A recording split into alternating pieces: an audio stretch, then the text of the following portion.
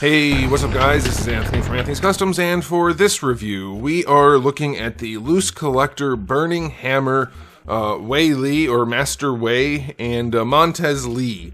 And Burning Hammer, as far as I can tell, is their original IP. It's their own thing, and these are their own characters, and they definitely do not in any way resemble or look like or represent, again in any way, characters that already exist in other licensing in any sort of way.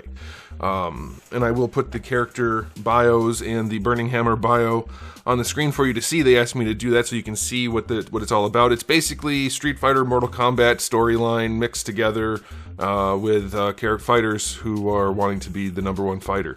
I think it's a pretty cool thing if you're an action figure design company and you want to make your own stuff that may definitely not resemble other characters. This is a great way to do it, and we'll see if they have achieved success with these figures.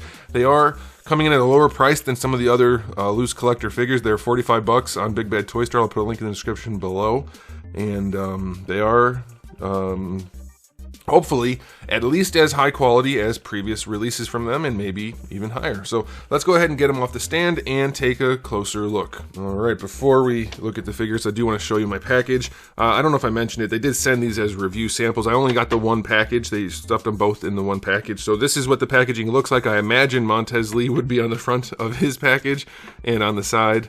And he would have his bio back there as well. But you guys already saw the bios and this kind of stuff. And I guess this is all of the different fighting styles you'll see in the Burning Hammer tournament. Is it called the tournament? I think it is. Yes. Coincidentally, at the very bottom, you'll have street fighting. So that's interesting. We'll see maybe something there. But yeah, good packaging. I like this packaging. It looks just like I would want it to look. It looks like a fighting game package. It has all the aesthetic I would expect from... It almost has like a 90s feel to it. I quite like that. I enjoy that a whole bunch. But yeah, they sent these to me as review samples. I get nothing for it other than to review the figures and to have the figures. So I will be completely honest with you guys, as I always am. Now we're going to review both of them in one video. They are half the same figure from the waist down. They are identical other than paint job, which is fine. That's not to knock them. Like, you want to reuse legs.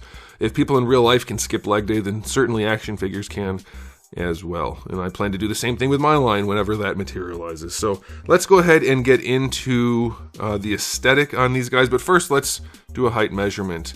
This guy stands about 6 1/4 inches. That's going to make him roughly, we'll call it 16 centimeters. They are basically the same size, by the way, despite their upper body being a little bit different. Here he is up against Darwin, just a touch shorter, which I think is probably appropriate. Maybe this one without the hat is a better comparison.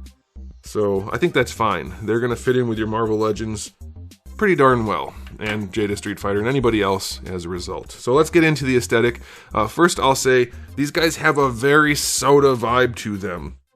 I think that's partly because the LooseCollector guys, I believe these are, well, they're probably not hand sculpted. I'm guessing they're done with ZBrush or something like that. But they aren't sculpted to look like flat cosplay people like Marvel Legends. Like, they have a very stylized look to them. They're not super realistic, but they do have all of the right muscle groups and things like that. But they have definitely a little bit of a style to them. I think that's a good thing. It looks like something you would want to collect. So the sculpt work is very nice, and then there's paint work throughout. The whole thing's painted. There's shading throughout.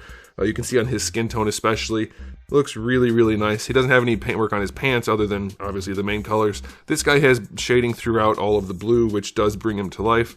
And then the detail paint work for like the black parts down the center, very, very clean. The shoes are nicely done as well. And then the faces, they're not hyper realistic, which I'm totally fine with. This guy has a little bit extra shading, a little bit more color in the eyes. Very clean, a little bit of shading in the hair. And this guy, a little bit less going on, but still a nice clean paint job. So yeah, aesthetically speaking, I'm very pleased with these figures. They have a very fun look to them. We don't often see that, and they have nice silhouettes also. This guy's butterfly situation isn't as good. You see there's kind of like a big shelf right there. This guy's is way less noticeable, a lot more seamless. But yeah, a nice silhouette. Very broad shoulders and chest on this guy. They definitely pushed the styling to the maximum. They have bigger hands also. That's a nice thing to do. Street Fighter's done that forever. That was like one of their core design philosophies, to make the hands and feet bigger so they were more dynamic looking. These guys have fairly big hands, small heads, broad shoulders, narrow waist. Like, it's what you want it to look like for what looks to me to be like a 90s inspired theme. 90s, early 2000s sort of theme. Anyway, I think they look really, really good. Very, very pleased with the aesthetic. Love the musculature, the stylized but realistic. Let's say it's a stylized version of realism. It's not whatever Hasbro's doing. That's a good comparison. Good muscle groups is what I'm saying, but pushed to be maybe somewhat cartoonish or something like that. So yeah, they look really good. I'll give them a 9 out of 10 for the aesthetic. Very, very nicely done. I think I'd go higher if the faces were a little bit different, maybe like 9.5, but they do look really nice. Now, as far as accessories go, they both come with alternate heads, so you have some options there. That's pretty good. They both have a ton of hands, and they both get a little display stand, and then the blue guy gets his gourd with a little rope to go around it. So that's pretty good. I think the hands and head are probably sufficient. I don't know about that display stand. Not my cup of tea at all, but maybe some people will find use for that. Okay, now for articulation, we're going to do the top halves of each of them since they're slightly different, and then we'll just do the bottom half on probably the blue guy because blue will film better than black. But let's start with this guy. Okay, so we have double ball peg in the head and then a ball peg in the neck. I'll ask a question of the day. How do you guys feel about the neck articulation? I know people are very split on that. Would you rather have neck articulation even on a guy with nothing to hide it? Or would you rather not have it? Because it breaks up the sculpt. Let me know how you guys feel about that. That's for my own my own research. Not the most range in the world. The neck joint, specifically from the neck to the head, doesn't have a ton of range. The balls are fairly small on those ball pegs, and they do have the little nubbins on them, which is inadvisable in my estimation because it does cause binding and problems. And so hopefully that doesn't turn into a serious issue of tight joints, kind of like the werewolves had from LooseCollector also. But we don't have the most range out of that neck joint that I was hoping it would have. It's going to be enough for sure. I mean, it's definitely there, but I think you could get a lot more out of that with a little bit of tweaking. Now for the shoulders, we do get a butterfly joint. It's only lateral. It doesn't go up and down at all. And it doesn't have a ton of range. So we can ask that question too. How do you guys feel about the butterfly? This guy has a much better sculpt than a lot of figures with butterfly joints, though it is still adjusted some to account for that. But it has a better sculpt, but a lot more limited range in that butterfly. It's a very limited butterfly. So some people like that. Some people don't want a butterfly at all. Some people want all the range in a bad sculpt. How do you guys feel about that? On this figure, it's definitely a trade-off for the sculpt with just a little bit of range. That's totally subjective as to how you feel about that situation. Shoulders work no problem. Standard shoulder joint. Bicep swivel is fine. Double jointed elbows, no problems there. Decent, good-looking elbow joint. No issues. Wrists have a swivel and a hinge. All of the wrists, let's see, are they all, yeah, they all have the vertical or horizontal hinge, no vertical hinge. I don't know that you would need it. They don't have any gripping hands, so that would be okay. All right, so yeah, there's the arms. And then the diaphragm joint, much like the neck, doesn't have as much range as I would have expected, especially with the nice narrow lower abdomen. I would have expected a little bit more range, but they don't go very far forward.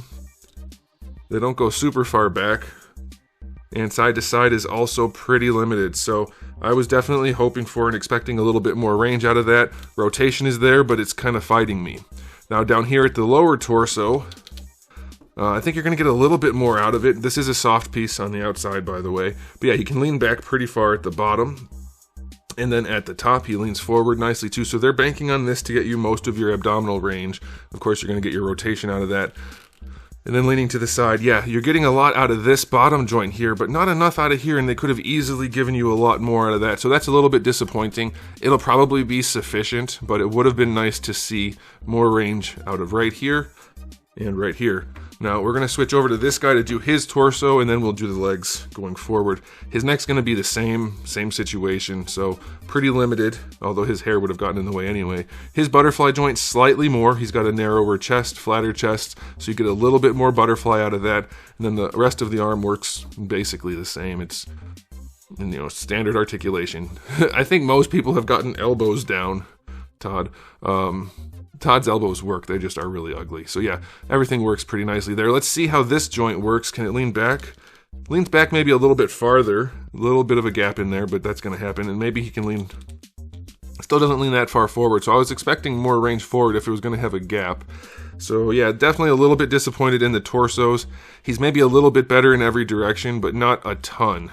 You do get your rotation there. This is a soft piece on top of something. It's hard to say. Let's see what we get down here. Maybe he gets less at the bottom. It does feel a little bit more limited at the bottom for whatever reason, and I can't get in there to really try to force the joint, so it might be stuck, but it feels like it's just more limited down here, slightly better up here. Nothing terribly limited. I mean, I would suggest that they rework their torsos to have a whole lot more range, because they have a lot of limitations in there that they don't need to have. This is a floating piece. Whatever's inside, though, is getting in the way of the joint, so that's a bummer. But at least you can rotate that around with the torso, but you can see the joints are trying to fight me because of those little nubbins on those balls, so be aware of that. Now for the hips, because the crotch is soft, you do get decent range, so you can bring the leg up a little bit better than horizontal. You can bring the leg back some. This soft piece does what it's supposed to do, so that'll work nicely. That's pretty darn good. And then going out to the side, full on splits, no problem. There's the hip joint. They have nubbins on the hips too, guys. LooseCollector guys, I really, really recommend against the nubbins. That's going to lead to loose joints eventually and stuck joints right off the bat, potentially. On some figures, the longer they sit, the more stuck they'll get. Be very, very careful of adding nubbins or facets on your balls. It's not recommended. But yeah, those little nubbins will eventually chew up the socket, and then you end up with loose joints. The more they're used anyway, so be very, very careful with that. It's definitely better to have a properly tight, smooth ball in there. You get your thigh swivel in there, that's nice, but of course, hey, it's your line, do whatever you want to do. That's my advice. Double jointed knee, one pin in the bottom, that's probably to save on budget. So there's that, but decent range in the knee. And then for the ankle, you get a swivel at the cuff, which is good, which makes it essentially a ball hinge ankle. The foot goes back nicely. And then going forward, it looks like the foot is catching on the sculpt of the pant cuff. So I don't know. Yeah, if you force it, you can get up a little bit higher. Not the most range going forward, but that's plenty. And then the ankle rocker it's a little steep, but you do have that rotation in there, so that should be good. The ankle rocker should be okay. No toe hinge. So yeah, pretty decent spread of articulation. Less range than I would have liked, for sure. Specifically in the torsos and the necks.